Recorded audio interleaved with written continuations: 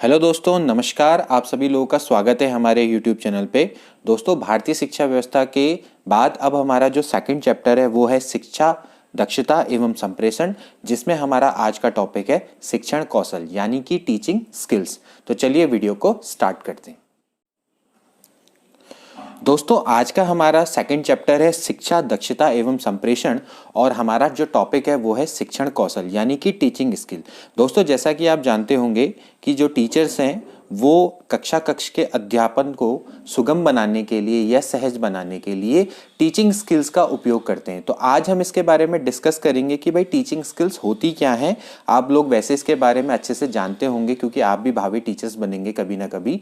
तो teaching skills होती क्या हैं, देखिए, इसको कई विद्वानों ने, शिक्षाविदों ने अपने अपने तरीके से बताया है, लेकिन मैं उसको कोशिश करूंगा कि बहुत सिंपल लैंग्वेज में आपको समझा सकूं। देखिए, शिक्षण कौशल एक तरीके से हम ये कह सकते हैं कि प्रत्यक्ष रूप से अध्यापक जब अधिगम को सरल एवं सहज बनाने के उद्देश्य से शिक्षण कार्यों के व्यवहारों का जो समूह उपयोग में लाता है उसी को हम क्या बोलते हैं, शिक्षण कौशल बोलते हैं।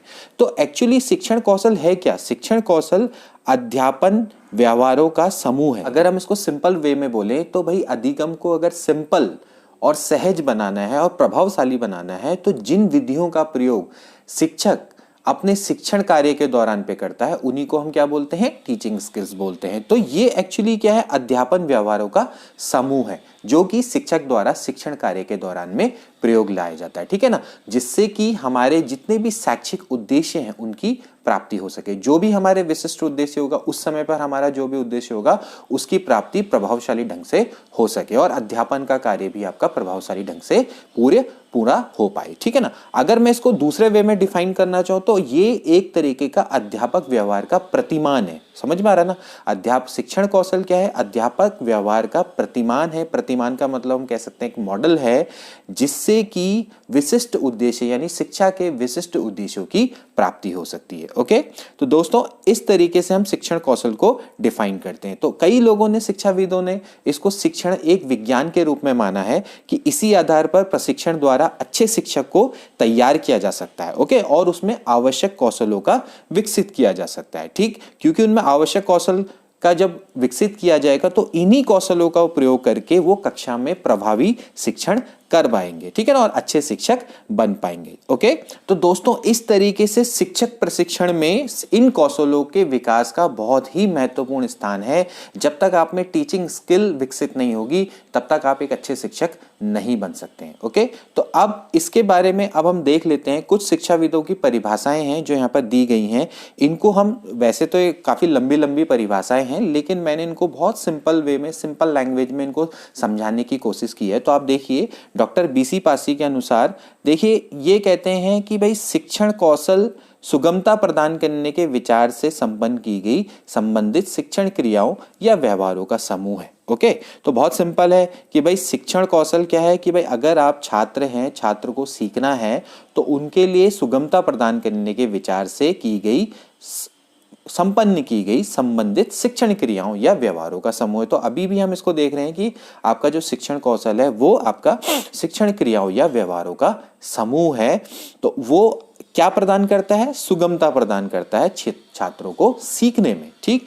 तो टीचिंग स्किल्स यानी जो हम शिक्षण क्रिया के दौरान जो हम टेक्निक अपनाएंगे ताकि छात्रों को बहुत इजीली, सुगमता से टॉपिक समझ में आ जाए, वही आपका क्या है, शिक्षण कौशल है। ओके, इसके बाद देखिए मैकेंटियर एंड वाइट ने भी एक परिभाषा दी है। इन्होंने माना है कि यह शिक्षण व्यवहार से संबंधित वह स्वरूप है, यानी शिक्षण कौशल शिक्षण व्यवहार से संबंधित वह स्वरूप है जो कक्षा की अंतः प्रक्रिया द्वारा उन विशिष्ट परिस्थितियों को जन्म देता है जो शैक्षिक उद्देश्यों की प्राप्ति में सहायक होती हैं और सीखने में सुगमता प्रदान करती हैं। तो देखिए भाई शिक्षण कौशल क्या है? भाई शिक्षण, फिर अभी हमने बोला कि ये क्या है, शिक्षण व्यवहार है, तो उससे संबंधित वह स्वरूप है जो कक्षा की अंतः प्रक्रिया का मतलब होता है दोस्तों इंटरएक्टिविटी, ठीक। तो कक्षा में जब इंटरएक्टिविटी होगी तो वह शिक्षण व्यवहार में ऐसी परिस्थितियों को जन्म देगा जिससे कि शैक्षिक उद्देश्यों की प्राप्ति में सहायक होगी। तो कभी कभार दोस्तों ऐसा हो सकता है कि ऐसा क्वेश्चन आ जाए कि ये स्टेटमेंट किसका है, तो ये मैकेंटियर एंड वाइट का है। इन्होंने बताया है कि इंटरएक्टिविटी के द्वारा शिक्षण व्यवहार उन परिस्थितियों को जन्म देता है जिससे कि हम अपने शैक्षिक उद्देश्यों की प्राप्ति में सहायक होते हैं। ठीक है ना, तो यहां पर आप इसको ध्यान में रखेंगे, मैकेंटियर एंड वाइट की डेफिनेशन। इसके बाद दोस्तों डॉक्टर कुलश्रेष्ठ ने भी अपनी डेफिनेशन दी है। इन्होंने माना है शिक्षण कौशल को एक शस्त्र की तरह पे माना है कि भैया ये टीचिंग स्किल टीचर के हाथ में एक शस्त्र है जिसका प्रयोग करके शिक्षक अपनी कक्षा शिक्षण को क्या बनाता है, प्रभावी बनाता है, सक्रिय बनाता है। ठीक है ना, इसके अलावा अंतः प्रक्रिया में सुधार लाता है और कक्षा के माहौल को सुगम बनाता है और शैक्षिक उद्देश्यों की प्राप्ति में सहायक होता है। ठीक, तो दोस्तों निष्कर्षतः अगर हम शिक्षण कौशल की डेफिनेशन की बात करें, जो हम अपने शब्दों में बोलेंगे, तो ये आपका शिक्षण या अध्यापन व्यवहारों का वो प्रतिमान है या वो समूह है जिसकी मदद से शिक्षक अपने शिक्षण को प्रभावी, सहज और शैक्षिक उद्देश्यों की प्राप्ति करने के लायक बनाता है। दोस्तों 1960 के दशक में शिक्षण कौशल पे अमेरिका में कई तरह के अनुसंधान हुए जिसको कि शिक्षण एवं उसकी प्रभावकारिता के नाम से जाना गया। अमेरिकी शिक्षाविद थे फ्लिंडर, तो इन्होंने माना कि भाई अध्यापन कौशल को विकसित करना बहुत ही जरूरी है, क्योंकि शिक्षण कुशलता एक ऐसे शिक्षण व्यवहारों का समूह था जिससे कि छात्रों को प्रत्यक्ष या परोक्ष रूप से सीखने में मदद मिलती थी। तो एक्चुअली शिक्षण कौशल को विकसित करना बहुत इंपॉर्टेंट था।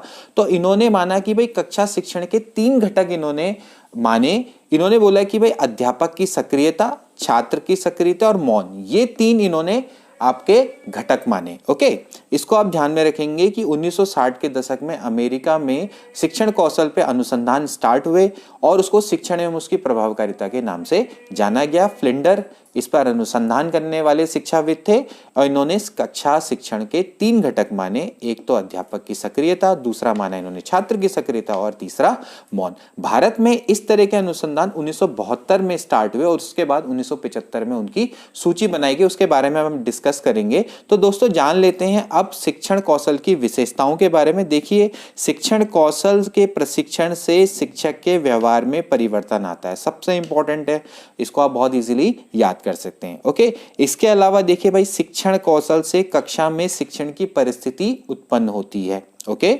जितना आपका शिक्षण कौशल अच्छे होंगे, टीचिंग स्किल्स अच्छी होगी, उतना वहां पर कक्षा में शिक्षण का माहौल पैदा होगा। ओके, इसके अलावा ऑफ कोर्स अगर आपकी टीचिंग स्किल्स अच्छी हैं तो उनसे आपके शिक्षण के उद्देश्यों को प्राप्ति करने में मदद मिलती है। ओके, इसके अलावा टीचिंग स्किल्स अगर आपकी अच्छी हैं तो उससे प्रभावी शिक्षण भी होता है। तो शिक्षण कौशल प्रभावी शिक्षण में सहायक होते हैं। ओके दोस्तों, जैसा कि अभी हमने डिस्कस किया कि भारत में 1972 में शिक्षण कौशल के क्षेत्र में अनुसंधान होने स्टार्ट किए। उसके बाद 1975 में इन्होंने शिक्षण कुशलताओं की सूची तैयार की। तो इसमें क्या क्या सूची थी इसके बारे में हम डिस्कस कर लेते हैं। दोस्तों सबसे पहले अध्यापन के उद्देश्य लिखने की कुशलता, अध्यापन का क्या उद्देश्य है उसको लिखने की कुशलता होनी चाहिए।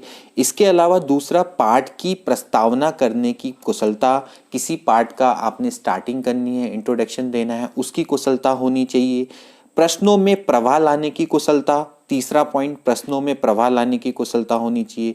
चौथा पॉइंट है खोजी प्रश्नों करने की कुशलता, यानी आपको क्लास में खोजी प्रश्न करने चाहिए जिससे बच्चों में अन्वेषण जागे, वो उन प्रश्नों के आंसर ढूंढने यानी उनमें खोज करने की क्षमता का विकास हो सके। ओके, पांचवा पॉइंट है व्याख्या करने की कुशलता। आपको लेक्चर देना है, आप उसकी व्याख्या करनी है, इंटरप्रिटेशन करना है, उसकी कुशलता होनी चाहिए। आप उदाहरण दे के भी समझा सकते हैं ना, तो उदाहरण द्वारा समझाने की कुशलता भी इसको हम कह सकते हैं। ठीक, अगला पॉइंट आता है दोस्तों उद्दीपनों की में विविधता लाने की कुशलता। उद्दीपन यानी स्टिमुलेशन में भी आपकी विविधता होनी चाहिए। ओके, इसके बाद देखिए अगला आता है मौन संप्रेषण की कुशलता। मौन संप्रेषण में भी आपकी क्या होनी चाहिए, कुशलता होनी चाहिए।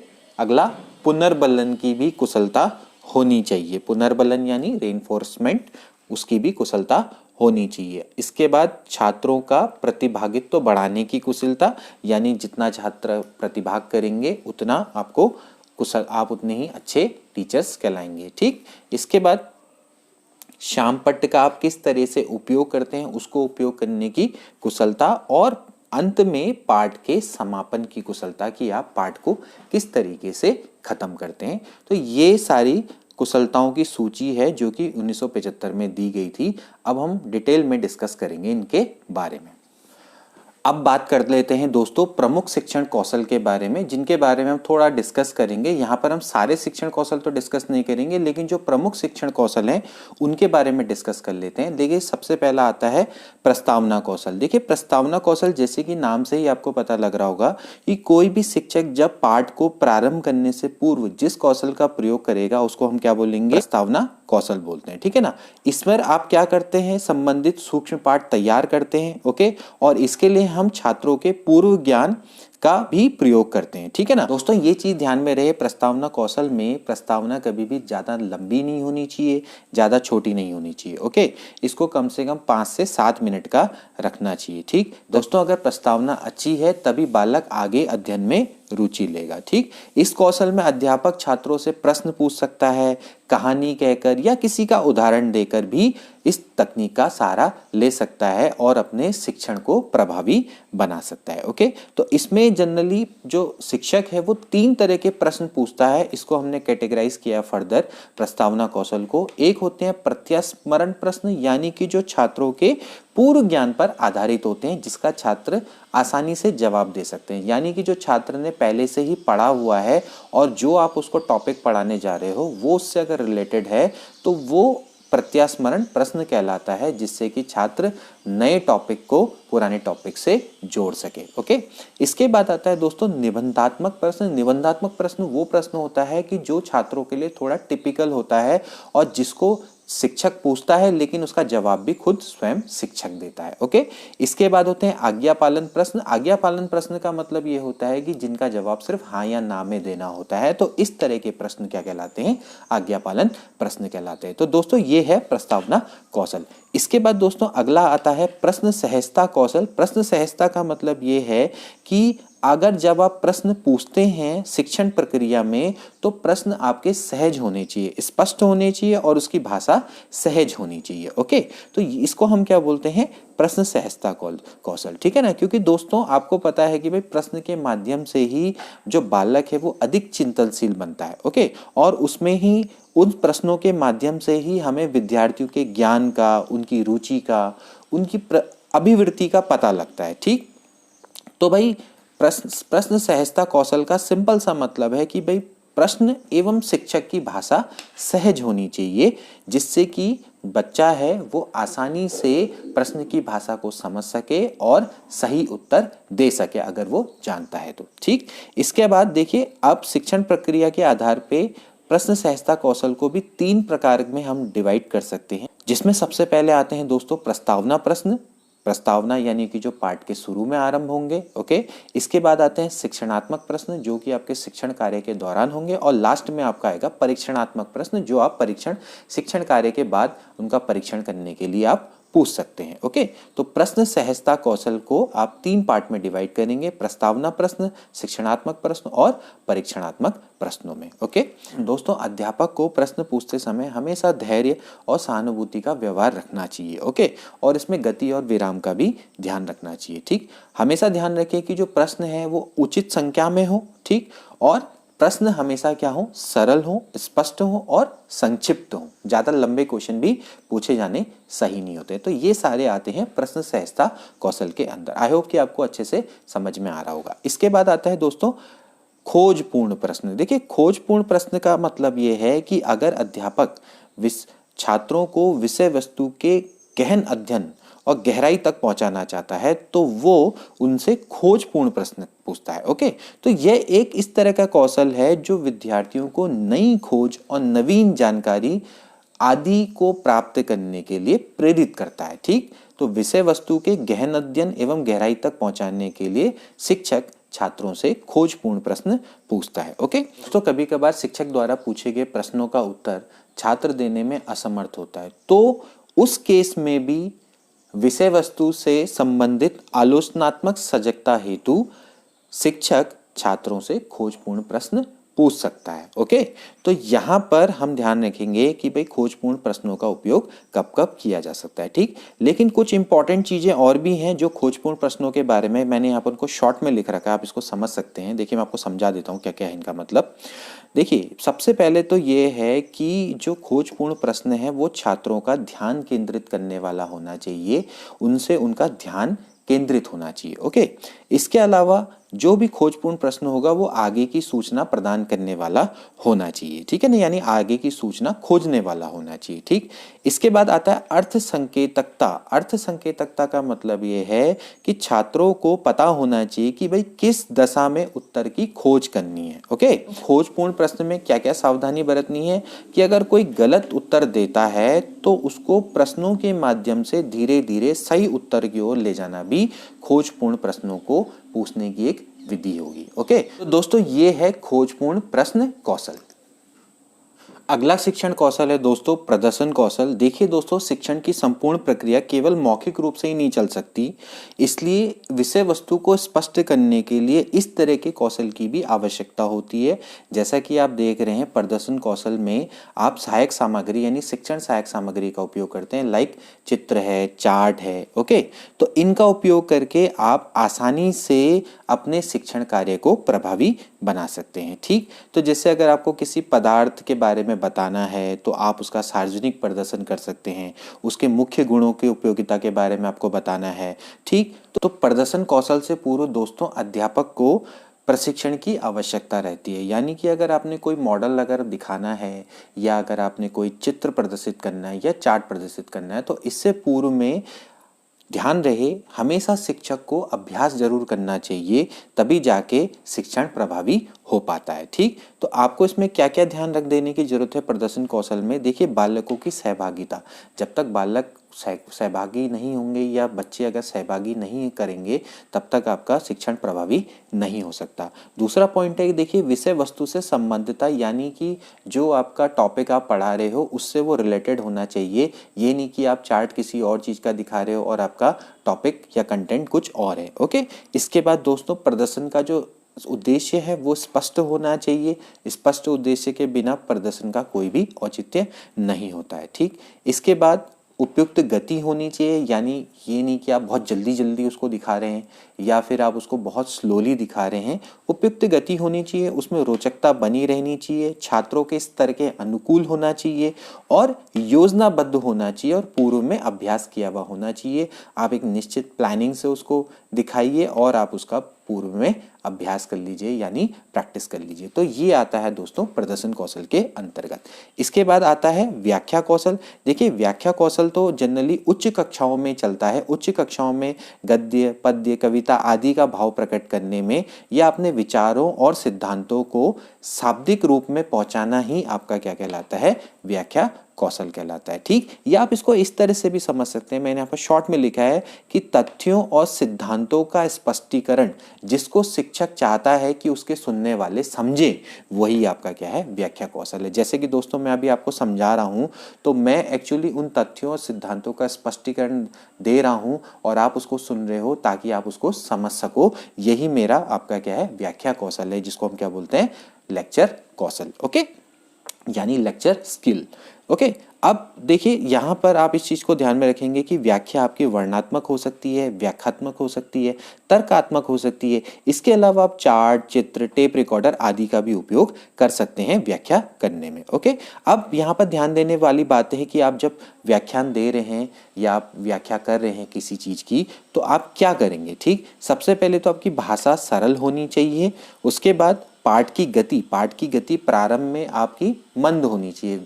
कोशिश करें कि आप पहले स्लोली पढ़ाएं और बाद में आप उसको कंटिन्यूस रखें। ठीक है ना, धीरे धीरे आप उसमें तेजी लाएं और फिर कंटिन्यूस रखें। ओके, ऑडियो वीडियो अगर अवेलेबल है तो आप उसका भी प्रयोग कर सकते हैं। आवाज़ आपकी स्पष्ट होनी चाहिए।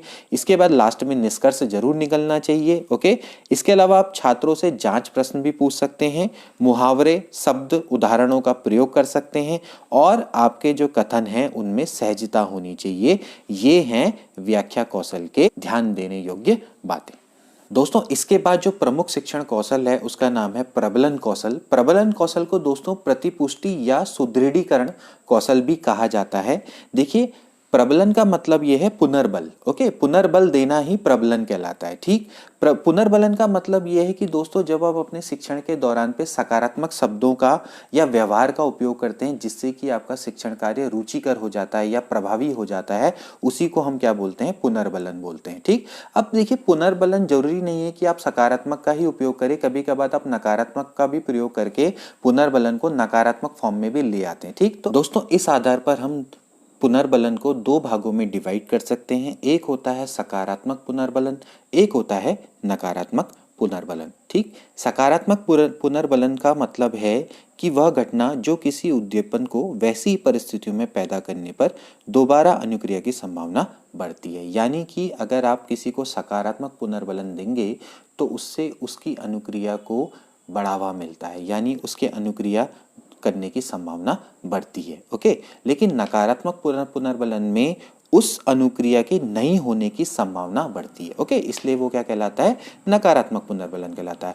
इसमें सकारात्मक पुनर्बलन दो टाइप के होते हैं, एक होते हैं शाब्दिक, एक होते हैं सांकेतिक। देखिए शाब्दिक का मतलब ये है कि कक्षा में कभी बच्चे द्वारा संतोषजनक उत्तर प्राप्त होने पर शिक्षक क्या करता है, शाबाशी देता है बच्चे को, मुंह से कहता है कि भाई अच्छा, शाबाश, बहुत अच्छा, अति उत्तम, इस तरह के शब्दों का प्रयोग करता है, तो उससे बच्चे के दोबारा अनुक्रिया करने की संभावना मिलती है, यानी कि उसको सकारात्मक पुनर्बलन मिलता है। ओके, इसके अलावा दोस्तों अगला आता है सांकेतिक। सांकेतिक का मतलब ये है कि आप मुंह से कुछ नहीं बोल रहे हैं, आप सिर्फ अपना सर हिला रहे हैं या फिर आप मुस्कुरा देते हैं या बालक की आप पीठ थपथपा देते हैं, तो इससे भी उसको सकारात्मक पुनर्बलन मिलता है, जिसको कि हम क्या बोलते हैं, सांकेतिक सकारात्मक पुनर्बलन। ठीक है ना।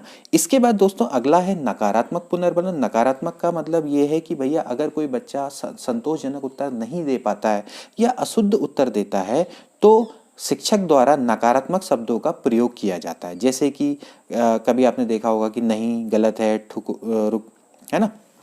कभी कभार शिक्षक द्वारा जैसे गलत शब्दों का प्रयोग किया जाता है, जैसे बेवकूफ़ कह दिया या पागल कह दिया, मूर्ख कह दिया। तो इस तरह के प्रयोगों, इस तरह के शब्दों के प्रयोग से बच्चे को एक तरीके से नकारात्मकता की फीलिंग आती है और उसको लगता है कि अध्यापक कक्षा में उसकी आलोचना कर रहा है। तो इस प्रकार के प्रबलन को नहीं दिया जाना चाहिए। इसी तरह से अगला आता है सांकेतिक नकारात्मक पुनर्बलन। सांकेतिक नकारात्मक में क्या होगा कि आप कुछ कहोगे नहीं, लेकिन आप उसको कुछ ऐसे संकेत दोगे जिससे कि वो क्या होगा, नकारात्मक पुनर्बलन को प्राप्त करेगा। लाइक जैसे आप गुस्से से उसको देखते हो या आंखें दिखाते हो, ठीक, तो इससे भी उसको सांकेतिक नकारात्मक पुनर्बलन मिलेगा, जिससे कि उसके अनुक्रिया करने की जो संभावना है वो घट जाएगी।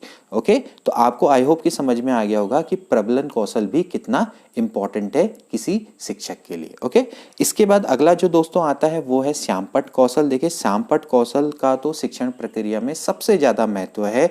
आप कह सकते हैं कि भाई जो श्यामपट्ट है यानी कि ब्लैक बोर्ड है वो तो अध्यापक का मित्र होता है। ठीक, तो अगर शिक्षण अधिगम प्रक्रिया को सही बनाना है और प्रभावपूर्ण बनाना है तो अध्यापक को श्यामपट्ट का यूज करना आना चाहिए। जैसे कि सपोज करो अध्यापक क्या कर सकता है, अगर बहुत अच्छा चित्रकार है तो वो कार्टून बना सकता है, चित्रग्राफ बना सकता है, समय सारणी दिखाकर भी बच्चों को अवगत करा सकता है। ठीक है ना। एक अच्छा शिक्षक कभी भी जो मुख्य बिंदु हैं उनको बोल्ड में लिखना नहीं भूलता है। जो मुख्य बिंदु हैं उनको लिखना, उनका प्रदर्शन श्यामपट्ट में किया जाना अति आवश्यक होता है। ओके, इसके बाद आपको ध्यान में रखना चाहिए कि जब आप श्यामपट्ट यूज करें तो आप किस तरीके से यूज करेंगे। सबसे पहले तो आपका स्पष्ट लेखन होना चाहिए, वो स्वच्छ होना चाहिए और सुंदर होना चाहिए। ठीक, अक्षरों का आकार और उनके लिखने का क्रम भी सही होना चाहिए।